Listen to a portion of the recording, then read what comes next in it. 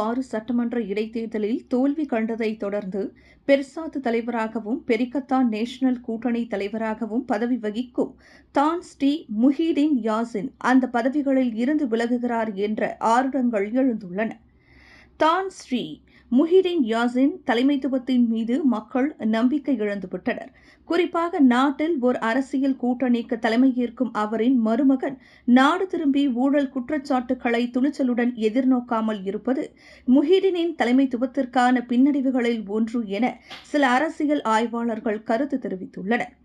இந்தியர் கட்சி ஒன்றை கோலகுபு பார் இடைத்தேர்தலுக்கு முன்பாக திடீரென பெரிக்கத்தான் கூட்டணியில் சேர்த்துக் கொண்டதும் இந்த இடைத்தேர்தலில் இந்தியர்களிடையே எந்தவித தாக்கத்தையும் ஏற்படுத்தவில்லை. எனினும் பெர்சாத் கட்சியின் தலைமைத்துவம் முஹிடினின் பதவி விலகலை கோரவில்லை என கட்சியின் துணைத் தலைவர் ஃபைசால் அசமு தெரிவித்துள்ளார். அவரை போன்ற வலிமை வாய்ந்த தலைவர் ஒருவர் பெரிக்கத்தான் நேஷனலுக்கு தேவை என்றும் அசமுலு மேலும் குறிப்பிட்டார்.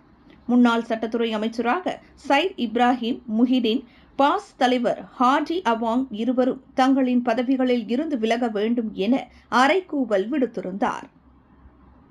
விலையில் மேலும் செய்திகளை தெரிந்து கொள்ள கீழே இருக்கும் பெல் பட்டனை அழுத்துங்கள். உங்கள் ஆதரவை வெளிப்படுத்த லைக் மற்றும் ஷேர் செய்யுங்கள். தொடர்ந்து விண்வெளியுடன் உங்கள் பயணத்தை தொடர்ந்திருக்க சப்ஸ்கிரைப் செய்யுங்கள்.